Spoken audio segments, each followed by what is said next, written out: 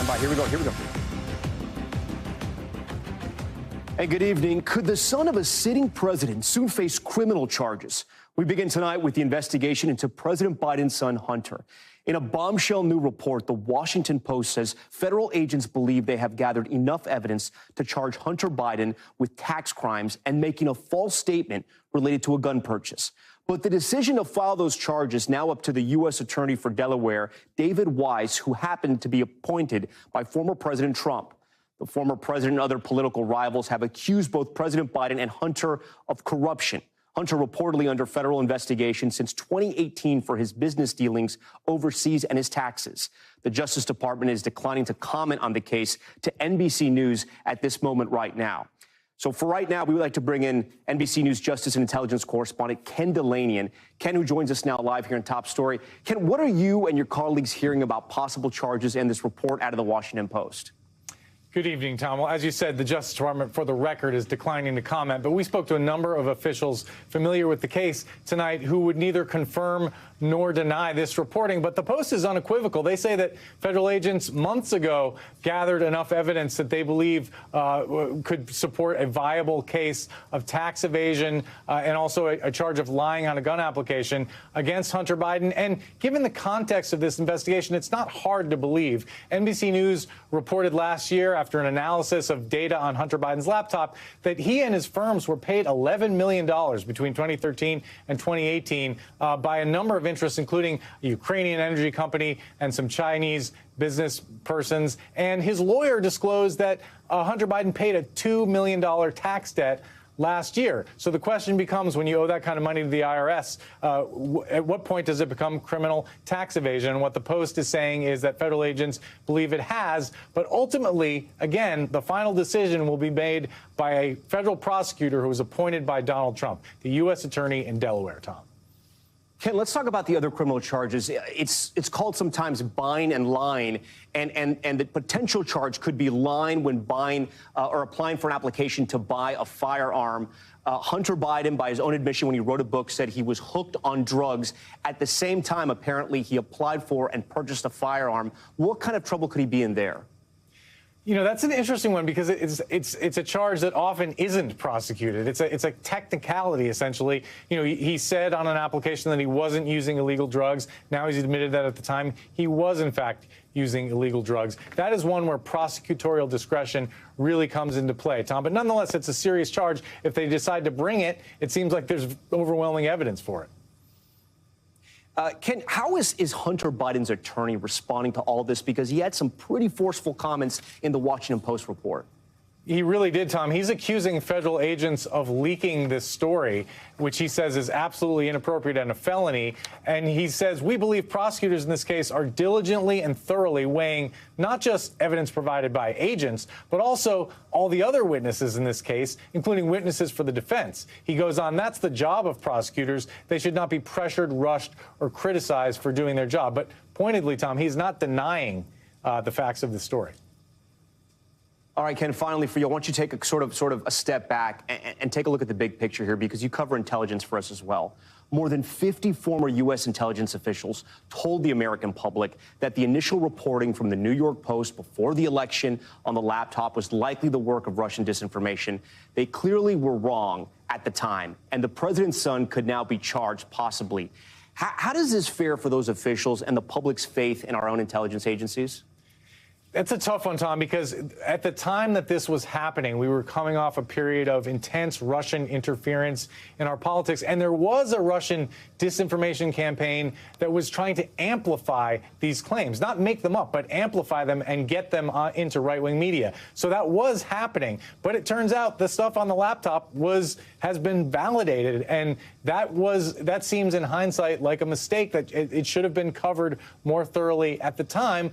Nonetheless, I mean, unless in the absence of any evidence that President Biden personally profited from this, there is a long history of presidential relatives getting into trouble, going back many administrations. It's not an uncommon thing. And as long as this case proceeds without any political interference, this scandal should not affect President Biden really much at all. We'll have to wait and see on that part. Ken Delaney, thanks so much for leading us off tonight. We appreciate it. The Washington Post reporting on potential charges for the president's son coming just weeks before voters head to the polls for the midterms. For more on the legal implications of this case, I want to bring in NBC News legal analyst Danny Savalos. Danny, so I'd love to come to you when these stories break, because I know you get a chance to sort of read these articles, see what the sourcing is, hear from the attorneys from the other side, and then sort of make a call for us. I know we don't have all the facts yet. But from reading the Washington Post story, is Hunter Biden in legal trouble right now? Well, technically, yes. If there's enough to charge him, then he could be charged. But think about this. There might be a number of different defenses that the U.S. attorney has to consider. This form, the question 6 on the firearm application form, for example, asks the question, are you essentially an addict? Are you addicted to controlled substances or anything else? And while Hunter Biden has said lately that he was an addict, I mean, it's a question that's designed for failure, because most addicts are in denial about the fact that they are addicts. And so what are we going to do? Use what he said in a book to be the proof against him that he was an addict? Maybe, but that's not a slam dunk. And if you're going to go after Hunter Biden, you're going to need a slam dunk. The same thing with the tax charges. Those are the kind of thing that have to still be approved by the tax division. If they think they have an airtight case, then they can bring it. But I mean, the mere fact that agents think there is probable cause to bring a case doesn't mean that a U.S. attorney is going to decide to seek an indictment, because a U.S. attorney has to consider the potential defenses in addition to the evidence meeting that probable cause, or really Danny, beyond a reasonable doubt standard. And Danny, I want to really hone in on this point with you, because I think it's so important, and you have experience here. How often does that happen? How often do federal agents say, we have the case here, we can prosecute this, and then the U.S. attorneys or other prosecutors are saying, wait, let's take a step back. I don't think we'll win this, because we'll only prosecute if we can win the case. I'm never privy to those meetings, but I believe it happens a lot, because the investigators build the case. It's the U.S. attorney or the assistant U.S. attorney who has to stake their reputation on that case, win or lose, and prove it beyond a reasonable doubt. The federal government is devastatingly effective at making these cases. They win 90+%. You don't want to be the U.S. attorney who loses a case, and you don't want to lose a case against a defendant like this. But I'll tell you this, Tom, you heard it here first. My prediction that if Hunter Biden is charged, that he will plead guilty or work out a deal very quickly so that the president can move on. And then on the last day of the presidency, you can guess what's coming. Danny, you jumped 3 questions ahead of this. I kind of really wanted to take our time, but I am going to get there, because I think that point is incredibly important as well, because I'm sure it's going to be on the minds of a lot of voters. But I do want to ask you, as far as timeline goes, we have the midterms coming up in November, first week of November. How far do you think we are from possible charges coming down after hearing about this reporting in the Washington Post?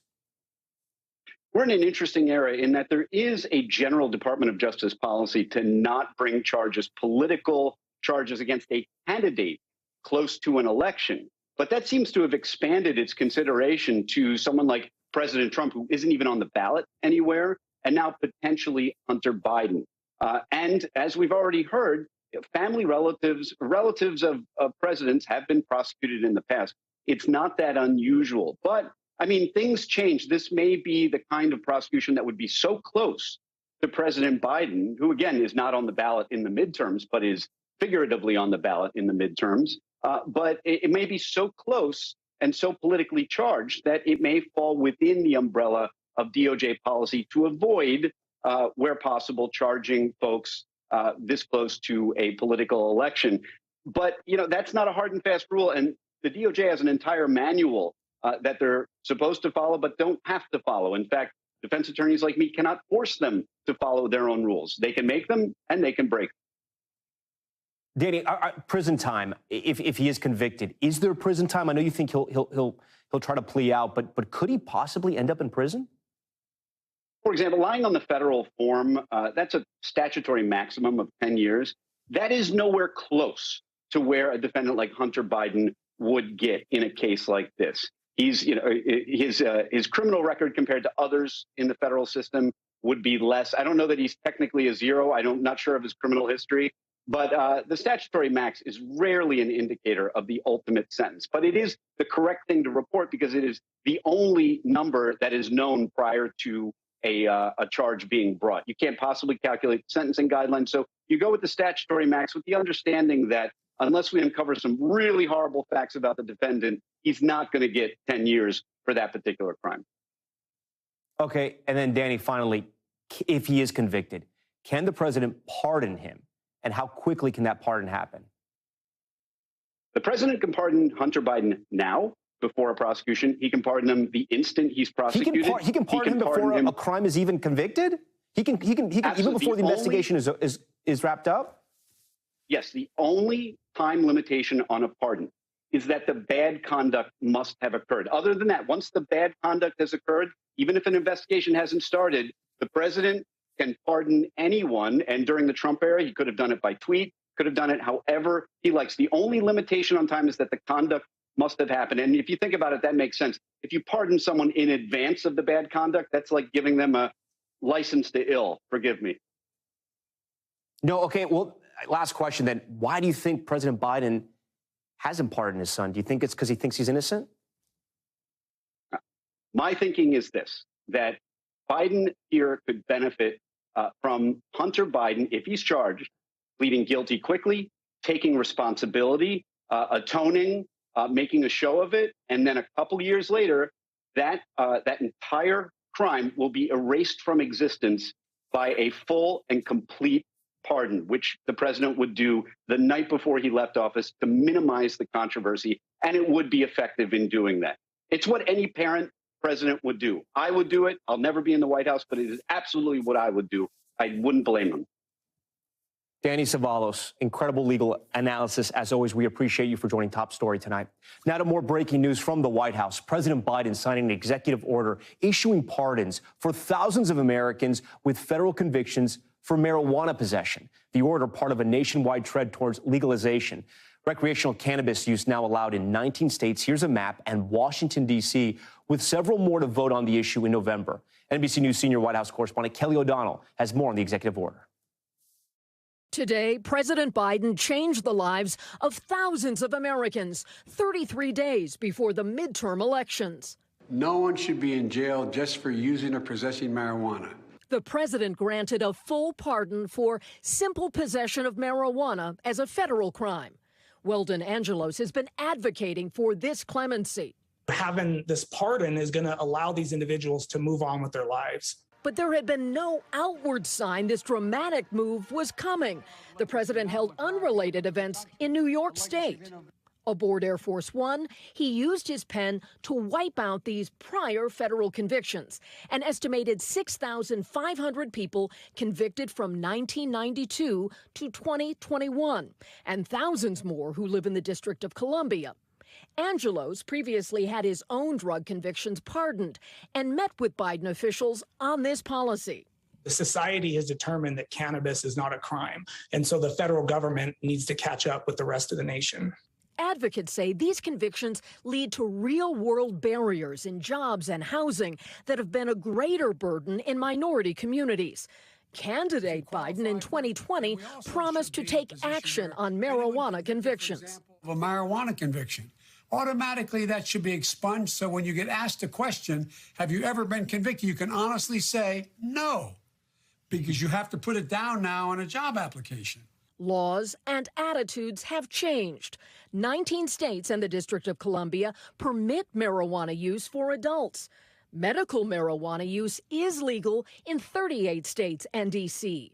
The president is urging governors to grant similar pardons, and his administration will review whether marijuana should still be classified with drugs like LSD under federal law. Officials tell us the pardons the president is granting today for simple marijuana possession. None of those individuals are currently serving time in federal prison for that offense. This is about wiping out their records. And the president is not changing law here. That's the job of Congress, if Congress were to consider changing marijuana laws. And the president also wants to send the message that he believes it's still very important to have strict laws when it comes to trafficking and selling to underage users. Tom? Kelly O'Donnell for us. Kelly, we appreciate it. We want to turn now to rising gas prices impacting people across the country. In California, a state average of over $6 a gallon. With midterm elections around the corner, gas prices could be a defining issue for many voters. Maura Barrett is in Los Angeles with the latest.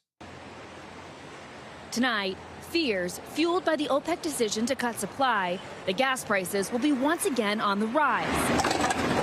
Those fears familiar to Californians, who've seen more than a month of spiking gas prices. Across the state, sticker shock still setting in. Here in LA, drivers are paying $7.39 a gallon. I just scrounge up $8 in my pocket right now, dude, and I just put it in. Don't really want to put anything more. I'm not really going to be driving that much. These high prices here, in part because of refinery shutdowns, causing an even tighter squeeze on supply amid the ongoing invasion of Ukraine. Gas is so high, so, I mean, what am I going to do? Stop paying for it? I need gas. It doesn't run on love, you know? I wish. The OPEC move drawing backlash, cutting 2 million barrels a day, which could tack on an extra 20 to 30 cents per gallon. OPEC Plus? Really? We have to worry about something called OPEC Plus deciding to game a system in the last 24 hours to increase costs of gas and increase your stress levels, to impact domestic, not just foreign policy. The Biden administration calling OPEC's decision short-sighted. The president adding today, We're looking at what alternatives may have. the White House pressured this week on who is responsible. You said the president was responsible for gas prices coming down. Is the president responsible for gas prices going up? So it's a lot more nuanced than that. There have been global challenges that we have all dealt with. We understand that there's more work to do. We have never said we were done here. With the midterms rapidly approaching, voters considering the price at the pump when they go to the polls. Data from 538 and the Federal Reserve show a correlation between gas prices and Biden's approval rating. In July, his approval rating was at its lowest, as gas prices were at their highest. It definitely hurts, man. I just feel like, I don't know, everything's kind of going up right now, like food and everything. So, and wages aren't, you know. So I think that's kind of like the biggest disconnect I see right now. All right, Maura Barrett joins us now live from Los Angeles tonight. So, Maura, the California governor, we heard him there in your report. He's also taken some actions to deal with these extreme prices, the highest in the country. Yeah, Tom, and as this truck just pulled up to unload more fuel, there's hope that prices could drop by this weekend because Governor Gavin Newsom, directed refineries to start producing a cheaper blend. And starting tomorrow, 23 million Californians could receive up to $1,000 to help them pay for gas as part of the state's unique inflation relief program. Tom? More, while I have you there, I'm just looking at those prices behind you, and it's almost hard to believe. $7.79, I think that's for premium. What were the reactions of people filling up their cars while you were there doing your story? Well, as you can imagine, people are distraught. Some people were pulling in, filling up as much as they needed just to get home. Several people stopping at $10 once they reached it because it's really so expensive that people can't figure out how to budget, especially because this has been a 33-day streak here in California of rising prices. People are just expecting it to go up even more, and so that's why they really welcome this news that they could see a break coming up soon, Tom. Maura Barrett with an up-close look at what those high gas prices really mean. All right, Maura, thank you. Now to the disaster in Florida that we've been covering for the last 2 weeks. The death toll still rising after Hurricane Ian, now surpassing 130 lives. Many people still desperate for help more than a week after the storm hit. Sam Brock is there for us tonight. 8 days in, and the havoc wreaked by Hurricane Ian is still hard to comprehend. Sheriff's deputies canvassing this trailer park in Lee County with mailboxes, but no residents. What we need right now is some kind of housing temporary. The death toll now sits at more than 130, the highest from any Florida storm since 1935. More than 5 times the U.S. death toll from Hurricane Andrew, a Category 5 30 years ago. Ian's rapid storm intensification, residents remaining behind, and massive population growth in southwest Florida all likely playing a role. 49-year-old Liz McGuire was among those lost. It's going to be a huge hole. Her mom, Susan, says she was a foundation of love for her family. Has it sunk in yet? Yes. We're sitting here in her house, and she'll never be here again. I'm looking at her things. Yeah, it's sunk in. Liz was a mother and a grandmother. She just enjoyed everything. She suffered a medical emergency during the storm and called for help, but first responders couldn't reach her. She was found with her cell phone in her hand. Susan last spoke with her daughter that afternoon. She always ended every conversation with, I love you. Love you, Mom. Love you too, sweetie. If you could pick anything to be the last thing you say to a person, that would be it. Back where Susan lives, on hard-hit Pine Island, supplies are still being brought in by helicopter. And the conditions are only expected to get more challenging. Many of the bridges that serve as a lifeline for Southwest Florida are unusable. On a typical day, some 80 truckloads worth of materials and supplies would pass right through here. But now, that won't happen for months. All right, Sam Brock joins us now live from Fort Myers, Florida. Sam, I want to pick up where you left off there. You said for months. And if you've ever been out to that area, you know the only way to access some of those islands are by bridges, obviously. What does that mean for those communities and really for places like Lee County that depend so much on tourism, on businesses out there? So you can tell right now, Tom, that Governor DeSantis has made it a prioritization of the bridges to get to these barrier islands. So for railways so far, that remains an open-ended question how long it's going to take to repair those. But for the islands, Pine Island, for example, where there's some 6,000 people typically living there, they were able to get that bridge open in 3 days, which is a fairly remarkable achievement given what's going on right now. Our Jesse Kirsch was on the ground all day today. He tells me they're now going back and forth in both directions, not just emergency and utility crews, but residents just days after the storm struck. Tom? Sam, you mentioned, and we saw in your report there, the helicopters bringing supplies. What do people need most right now? What are they asking for? What are they telling you? Power, electricity, everything kind of trickles down from that. So when you talk to residents on Pine Island or really Cape Coral, any of these areas where there's been massive infrastructure damage, power is the first thing they'll tell you. The other thing you hear a lot is looting, that there's people taking advantage of the situation. So that's something certainly law enforcement is keeping an eye on. But right now you're looking at a population of people that are devastated, in shock. There have been several deaths so far, Tom, from people after the fact, after the storm, who are surveying their damage and have experienced emotional trauma. And so you can understand right now, this is so multidimensional in terms of how it's affecting people that everyone's processing it in different ways. But there are so many challenges across the board, from logistical to what's going on in your personal life. Yeah, and in so many ways, the worst part about this hurricane happens in the days and weeks after it actually makes landfall. Okay, Sam Brock for us tonight from Fort Myers. We appreciate it. In New Orleans, a dramatic rise in homicides has the city turning to a controversial new tactic. Private citizens now hired to do detective work with cops in short supply. This as the city's mayor is embroiled in a controversy of her own. LaToya Cantrell racking up more than $30,000 in flight upgrades. She has since agreed to repay that sum, but has not said where that money will come from. NBC's Gabe Gutierrez pressed the mayor on that very issue on Top Stories interview tonight. 7th grader Byron Kelly was just 13 years old when he was shot and killed in New Orleans earlier this year. I've just been praying. And I keep telling myself, don't cry, don't cry. His mother, Carla Thomas, says it's been hard to get a hold of the police officers working the unsolved case.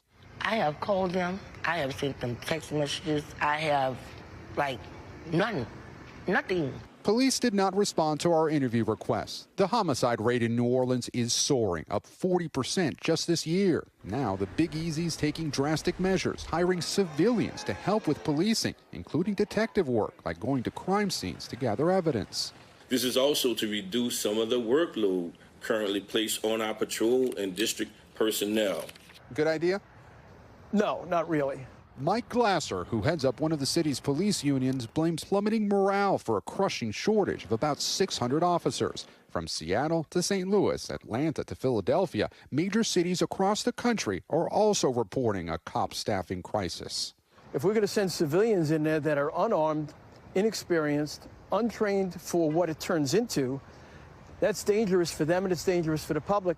Highlighting the crime problem, during our brief interview today, someone broke into a car in the police union's own parking lot.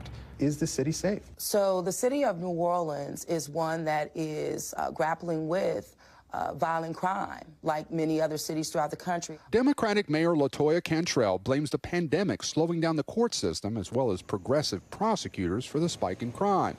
But her critics also blame her and are mounting a recall effort. Well, the recall organizers, in my view, are absolutely unfair, but are demonstrating their democratic rights. I have led on key issues that no other mayor has. The mayor facing more controversy, dogged by questions about questionable flight upgrades to the tune of $30,000, a sum she has committed to paying back. I will have to reimburse the city for those business expenses. But where those $30,000 will come from and when is still unclear. Will that reimbursement come from your personal funds or campaign funds? The fact that the work that went into doing business on behalf of the city of New Orleans and the expenses incurred, it is an official business expense.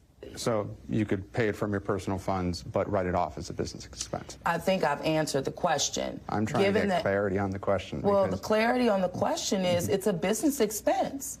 So given that it is a business expense, I have flexibility on how I can pay that back to the city. And have you decided, based on that flexibility, how it will be repaid? No, I just told you no. As for the officer shortage, the mayor recently raised eyebrows by saying it could impact next year's Mardi Gras here. She has since walked that back, Tom. Gabe Gutierrez for us tonight. Gabe, we appreciate that. Okay, now to a new bombshell report in the Georgia Senate race.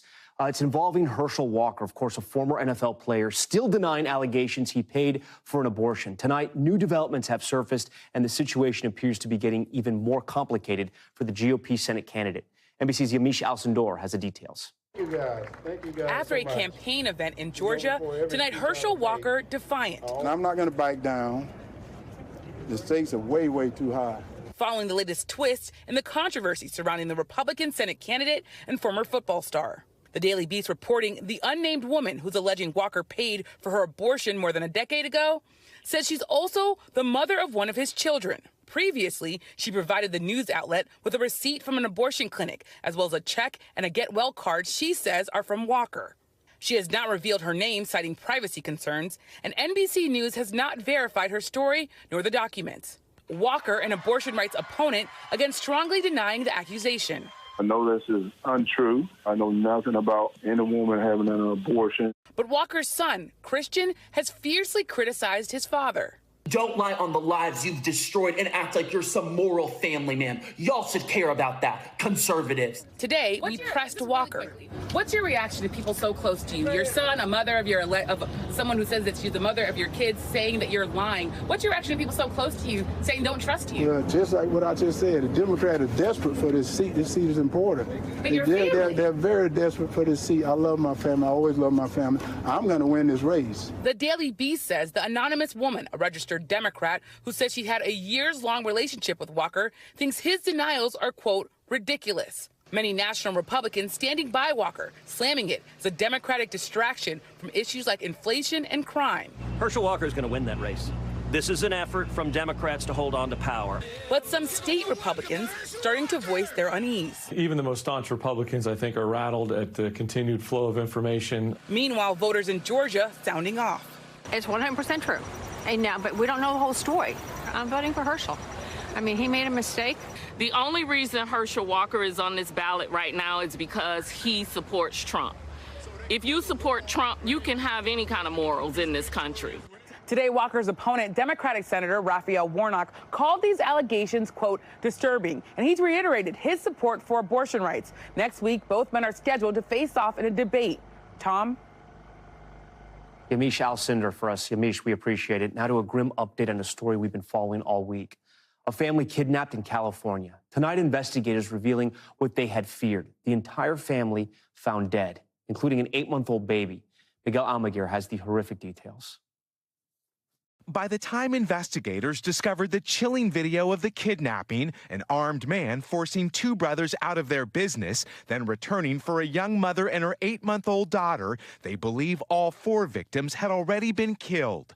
Authorities detaining the masked man, Jesus Salgado, after the bodies of 8-month-old Aruhi, mother Jocelyn, father Jasdeep, and uncle Amandeep Singh were found in a Central California orchard by a farmer. There's a special place in hell for this guy, as we have a whole family wiped out. It was early Monday when the Merced sheriff says Jasdeep Singh encountered the suspect, who revealed a gun as they walked inside Singh's family-owned trucking company.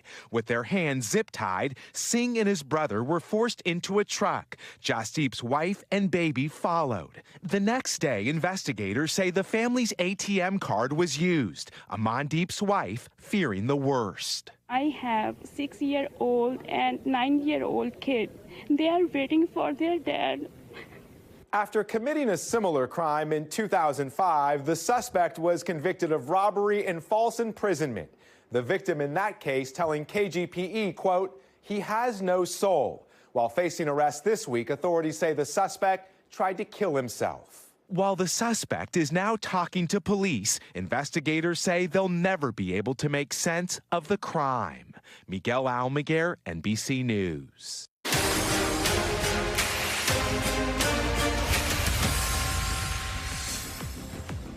All right, now to Top Stories newsfeed. We begin with the deadly mass stabbing at the Las Vegas Strip. Police say a 30-year-old man began stabbing people at random with a large kitchen knife.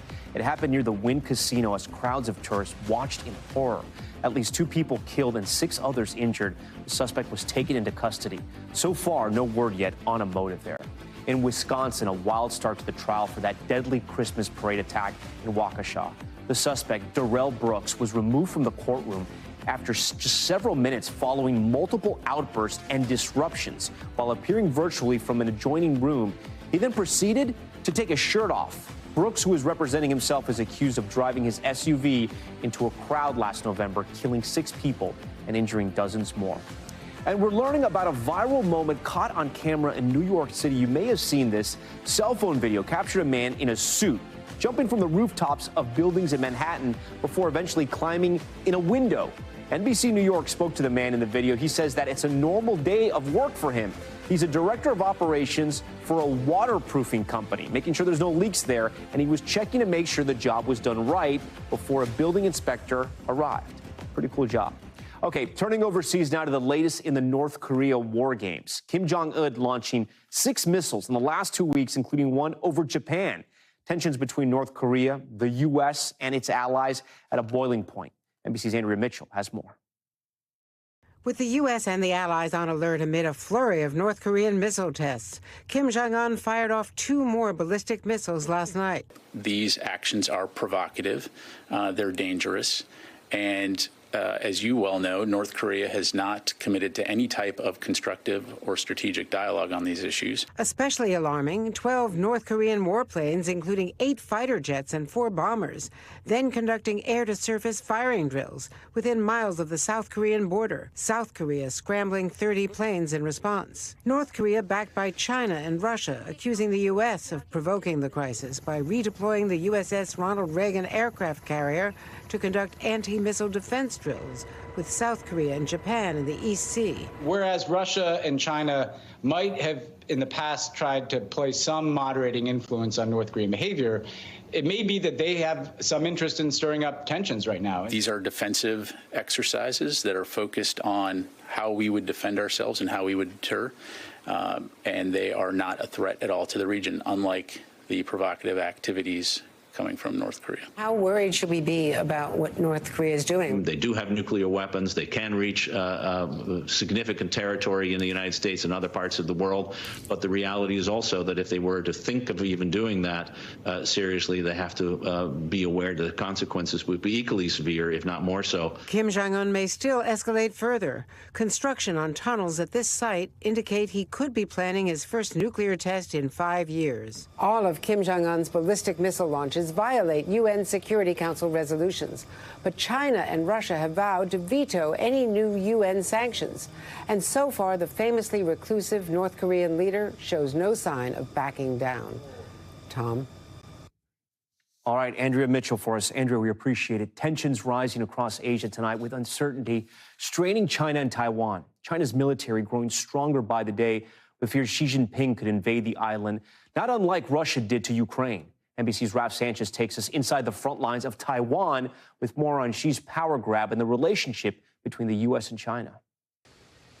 The U.S. and China, two superpowers on a collision course over the future of Taiwan. Xi Jinping, now a potential leader for life, calls it the historic mission of China's Communist Party to take control of the island. President Biden breaking with decades of precedent, saying explicitly he would order the U.S. military to defend Taiwan, even if it means war with China.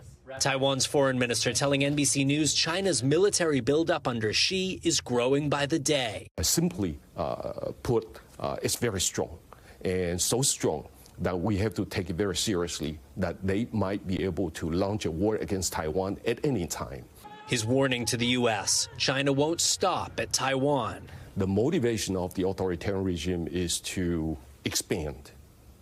And that expansionism is causing problems, not just for Taiwan, but for the rest of the world. And Taiwan is #1 target right now. And we have to defend ourselves, and we have to defend democracy. So if there is a global battle for democracy, Ukraine is one front line and Taiwan is another. Exactly. To see that front line for ourselves, we traveled to the Taiwanese island of Kinmen, just 6 miles off the coast of China. It's here that the first moments of a war would likely be fought. We're so close to the Chinese mainland here, you can actually see Chinese skyscrapers across the water. And we're so close that a Chinese missile would strike here in less than a minute. Aging spikes, a last line of defense against invasion. And in the skies, provocative drone flights like this one over Taiwanese military positions. Uncertain soldiers resorting to hurling rocks. China's foreign ministry not denying its drones were in the area. Back in Taipei, a scene unimaginable in Xi's authoritarian China. A basement comedy club where for podcasters Ken and Kylie, nothing is off limits. We have comedians, we have doctors. We also have people who do porn. We have porn stars. Wow. Do you know if there are people in China who listen to your podcast? Oh, yeah. Yeah, we have a lot. What do you hear from them? It's really heartbreaking to see what they're saying. The reason why they send us email because they were too scared to talk freely to their friends in China because they would never know which one will actually report them. U.S. support for Taiwan is partly about defending a fellow democracy. But Taiwan is also the global capital of semiconductors, the microchips that give life to nearly every modern appliance. More than 90% of the world's most advanced microchips are made here in Taiwan. If you got a smartphone in your pocket, the odds are pretty good the chips that power it were made by one of these companies. An attack on Taiwan could cause economic damage on the scale of trillions and a wave of global supply chain chaos that would hit the world's biggest companies from Apple to Tesla. There's nothing they can realistically do to protect themselves. And so every company has just become vulnerable to a risk that Taiwanese production is disrupted by a Chinese attack. So this is a link in the global supply chain that everybody relies on. There's no fallback. There's no fallback. The decision on whether or not to unleash that chaos now in the hands of one man. All right, Raf Sanchez back from Taiwan joins Top Story Live tonight. So, Raf, I have to ask you, I want to go back to this. If China were to invade that island that is between China and Taiwan, what is Taiwan's understanding that the U.S. will do? So that's the big question hanging over this whole situation. President Biden is the first U.S. president to say explicitly he would send the U.S. military to defend Taiwan, even if that means war with China. But whether he would enforce that red line on the day, whether he's prepared to send American men and women to fight against a rising authoritarian superpower, that is a question that we will only really know the answer to in the moment. It's been interesting, Tom. President Biden has now made this pledge 4 times. The White House has never officially set it down in U.S. policy. We will be talking for years on the reasons why Russia invaded Ukraine, right? Because on paper, it makes absolutely no sense, and the Russians are realizing that right now. But nobody knows what's in the head of Vladimir Putin. So why would China invade Taiwan? So Xi Jinping sees it as his historic destiny to be the Chinese leader who, after decades, has actually fulfilled the dream of taking back Taiwan. China sees Taiwan as part of its territory. It's an island that historically has been part of China. It's only since the mid-20th century that it's been an independent entity. And it is a major source of national pride, of national humiliation, really, that Taiwan remains independent. The Taiwanese foreign minister said she could attack for domestic political reasons to rally his people around the flag. Tom? Actually, it sounds a lot like what exactly has happened in Europe with Ukraine and Russia and the motivations there. Raf, we thank you so much for that great story. We appreciate it. Coming up, the race against time, 2 migrant boats sinking off the coast of Greece. How rescuers managed to pull survivors up a cliff. Stay with us.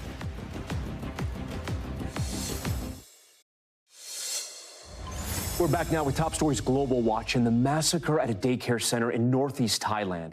At least 36 people killed, nearly 24 of them children. The gunman identified as a former police officer who was fired from the force last year over drug use. The suspect also killing his wife and son before turning the gun on himself. It's now the deadliest mass shooting in Thailand's history. Search and rescue operations underway after 2 migrant tragedies off the coast of Greece. New video, you see it here, shows rescuers using ropes to pull dozens of people up steep cliff sides after a boat ran aground off the coast of Greece there. Hours later, another boat sinking near the island of Lesbos. So far, more than 20 people killed in both incidents, but many are still missing. And the mayor of a small town in southwestern Mexico has been assassinated.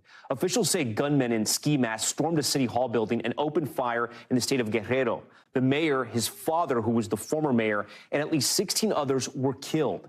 The state is plagued by gang violence. When we come back, switching gears here, a hero to hero, the special parade for a Michigan toddler who is giving everyone, including local first responders, a lesson in bravery. That's next. Finally tonight, heroes celebrating their hero. First responders in one Michigan town held a parade to show 3-year-old Archer just how brave they think he is. Maya Eaglin has a story.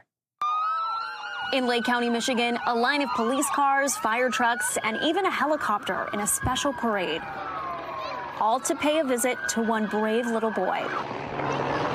3-year-old Archer Bradshaw, just recently diagnosed with lymphatic leukemia. You always think, like, it won't happen to me or it won't happen to somebody I know. He just had a fever, took him to the hospital, and then the diagnosis was the next day. The young boy underwent numerous rounds of chemotherapy. His 2-year-old sister there keeping him company. Word of the family's plight made its way to the sheriff's office. They put their heads together and spoke to mom and dad. And neighboring departments came together to make this a truly magical day for Archer. This allows us to bring a smile to this struggling little kid, and that's a great thing. Just to see the joy and the happiness of the outpouring of the community just around, him, I don't know, it's amazing. I can't put it into words. I'm sorry. The past few months haven't been easy on the Bradshaws, so the police had one more gift on the back of that flatbed truck. Archer's very own police cruiser. This is your official police ID. Look at that. Wow, look at that. You're official now. You can't quantify what this does to people. I mean, we're all gonna, as a family, talk about this for the rest of our life. So, life-changing gets thrown around a lot, but it truly is life-changing. We're very appreciative. Thank you. You're welcome. Such a brave little guy. Our best to Archer and his family. We thank you for watching Top Story tonight. I'm Tom Llamas in Miami. A big thank you to our friends here at the Telemundo Center for taking care of us. Stay right there. More news on the way. Thanks for watching our YouTube channel. Follow today's top stories and breaking news by downloading the NBC News app.